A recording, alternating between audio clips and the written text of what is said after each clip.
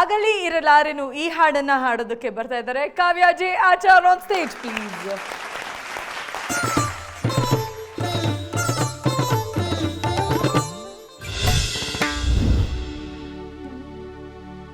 ಅಗಲಿ ಇರಲಾರೆನೋ ಮರೆತು ಇರಲಾರೆನೋ ನಿನ್ನನ್ನ ಅಗಲಿ ಇರಲಾರೆನೋ ಮರೆತು ಇರಲಾರೆನೋ ನಿನ್ನನ್ನ ಒಲಿದವನೇ ನಲಿದವನೇ ಹೃದಯವನೇ ಗೆಲಿದವನೇ ಒಲಿದವನೇ ನಲಿದವನೇ ಹೃದಯವನೇ ಗೆಲಿದವನೇ ಘಾಸಿಯಾಗುವೆನು ನಾನಾ ಮದನ ಮರೆತಿರಲಾರೆ ನಿನ್ನ ಅಗಲಿ ಇರಲಾರೆನೋ ಮರೆತು ಇರಲಾರೆನೋ ನಿನ್ನನ್ನ.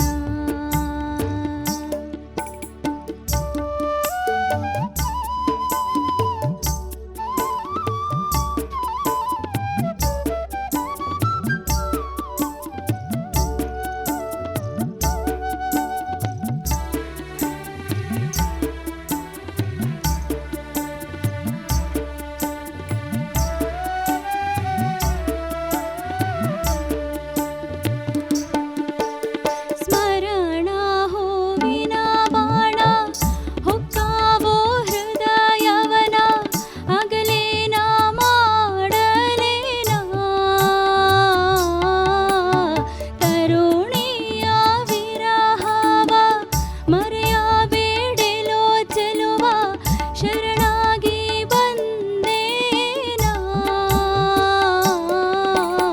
ಹೂವಿನ ಹಾಸಿಗೆ ಸುಡು ಸುಡುವ ಬೇಸಿಗೆ ಹೂವಿನ ಹಾಸಿಗೆ ಸುಡು ಸುಡುವ ಬೇಸಿಗೆ ಘಾಸಿಯಾಗುವೆನು ನಾನಾ ಮದನ ಮರೆತಿರಲಾರೆ ನಿನ್ನ ಅಗಲಿ ಇರಲಾರೆನೋ ಮರೆತು ಇರಲಾರೆನೋ ನಿನ್ನನ್ನ.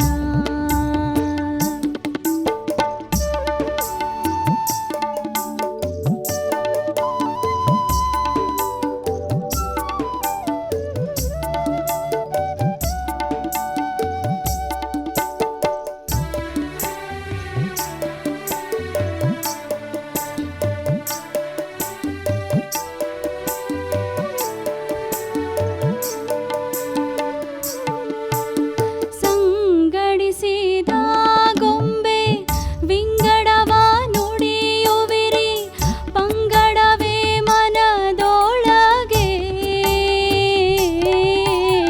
ಏನೇ ಹೇಳಿದರೂನು ಕಣ್ಣ ಕುಡುಗೋಲನ್ನು ಇರಿಯುವಿರಿ ಒಡಲೊಳಗೆ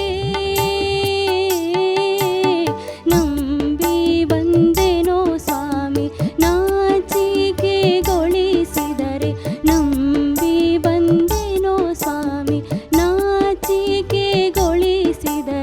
ಘಾಸಿಯಾಗುವೆನು ನಾನಾ ಮದನ ಮರೆತಿರಲಾರೆ ನಿನ್ನ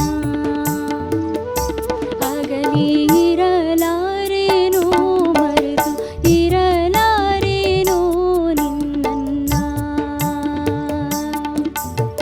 ಒಲಿದವನೇ ನಲಿದವನೇ ಹೃದಯವನೇ ಗೆಲಿದವನೇ ಒಲಿದವನೇ ನಲಿದವನೇ ಹೃದಯವನೇ ಗೆಲಿದವನೇ ಘಾಸಿಯಾಗುವೆನು ನಾನಾ ಮದನ ಮರೆತಿರಲಾರೆ ನಿನ್ನ ಮದನ ಮರೆತಿರಲಾರೆ ನಿನ್ನ.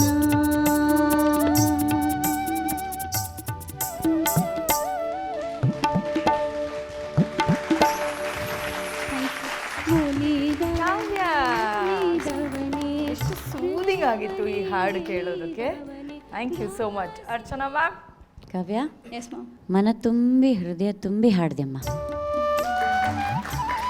ಒಂಥರ ಈ ಹಾಡು ನಿನಗೋಸ್ಕರನೇ ತಯಾರು ಮಾಡಿದ ಹಾಗೆ ಇತ್ತು. ಒಲಿದವನೇ ನಲಿದವನೇ ಹೃದಯವನೇ ಗೆಲಿದವನೇ ಘಾಸಿಯಾಗುವೆನು. ನೀನು ಅದನ್ನು ಅನುಭವಿಸಿ ಹಾಡ್ತಾ ಇದ್ದಿ, ಅದು ನಮಗೂ ಹೃದಯಕ್ಕೆ ಮುಟ್ಟಿತು. ಇನ್ನೊಂದು ಸ್ವಲ್ಪ ಕಂಟ್ರೋಲ್ಡ್ ಸಿಂಗಿಂಗ್ ಬೇಕು. ಸಸ್ಟೈನಿಂಗ್ ನೋಟ್ಸಲ್ಲಿ ನಾನು ನೋಟಿಸ್ ಮಾಡಿದ ಹಾಗೆ ನಾ ನಾ ನಾ ನಾ ಅಂತಿರುತ್ತಲ್ಲ, ನೀನು ಅದರಲ್ಲಿ ನಾನೇನು ಗಮನಿಸಿದೆ ಅಂದರೆ ನಿನ್ನ ಸ್ವರದಲ್ಲಿ ತಾಳ ಹಾಕ್ಕೊಳ್ತಾ ಇದೆಯಾ ಅನ್ನೋ ಫೀಲಿಂಗ್ ಬರುತ್ತೆ ನನಗೆ. ಅದು ಇವತ್ತು ನನಗೆ ಕಾಣಿಸಿದ್ದು. ಆಗಲಿರಲಾರೆ ನಿನ್ನ ಅಂತ ಹೇಳ್ತಿರೋ ಥರ ಫೀಲ್ ಆಗುತ್ತೆ. ಅದು ಬರದೇ ಇರೋ ಹಾಗೆ ನೋಡ್ಕೊ. ನನಗೆ ಇನ್ನು ಏನು ಸೂಕ್ಷ್ಮ ರೀತಿಲಿ ಹೇಳಬೇಕು ಅಂತ ಗೊತ್ತಾಗ್ತಿಲ್ಲ ನನಗೆ. ಬಟ್ ಲ್ಯಾಂಡಿಂಗಲ್ಲಿ ಅದರಲ್ಲಿ ಒಂದು ಈಸ್ ಇರಬೇಕು, ಒಂದು ಹಾಯದ ಭಾವ. ನಿನ್ನ ಅಂತ ನಿಧಾನಕ್ಕೆ ಫೇಡ್ ಔಟ್ ಆಗಬೇಕದು. ಸೊ ಅದೊಂದು ಮಾಡ್ಕೊ. ಸಂಗತಿಗಳನ್ನು ಹಾಡುವ ಇವತ್ತೆಲ್ಲ ಸಂಗತಿಗಳು ನೀಟಾಗಿ ಬಂತು. ಇನ್ನೊಂದು ಸ್ವಲ್ಪ ಕಂಟ್ರೋಲ್ಡಾಗಿರ್ಬೇಕಷ್ಟೆ. ಅಂದರೆ ನೀನು ಹಿಡಿದು ಹಾಡ್ತಾ ಇದೆಯಾ ಅಂತ ಅನಿಸುತ್ತೆ. ಬಿಡು, ಫ್ರೀಯಾಗಿ ಬಿಡು. ನಿನ್ನ ಧ್ವನಿಯನ್ನು ಫ್ರೀಯಾಗಿ ಬಿಡು. ಆ ಸಂಗತಿಗಳನ್ನೂ ಫ್ರೀ ಫ್ಲೋ ಆಗಿ ಹೋಗಬೇಕದು.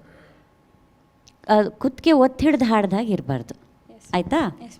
ಓಕೆ ಅಮ್ಮ, ತುಂಬ ಚೆನ್ನಾಗಿ ಹಾಡಿದೆ ಇವತ್ತು. God bless you. Thank you ma'am. Vemgal sir.